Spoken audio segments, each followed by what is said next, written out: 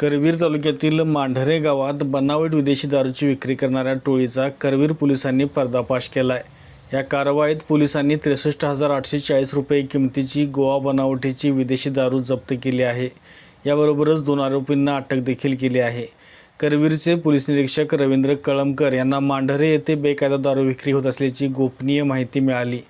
पोलिसांनी छापा टाकला असता सर्जेराव सखाराम जगताप हा विजय मारुती पवार याच्या मदतीनं चोरून दारू विक्रीचा धंदा चालवत असल्याचं दिसून आलं। दोघांनाही करवीर पोलिसांनी अटक केली असून त्यांच्या विरुद्ध महाराष्ट्र दारूबंदी कायद्याअंतर्गत गुन्हा दाखल करण्यात आला आहे। या कारवाईत पोलीस अधीक्षक निलोत्पल, अप्पर पोलीस अधीक्षक अण्णासाहेब जाधव, उपअधीक्षक अप्पासू पवार यांच्या मार्गदर्शनाखाली पोलीस निरीक्षक रवींद्र कळमकर आणि त्यांच्या सहकाऱ्यांनी सहभाग घेतला।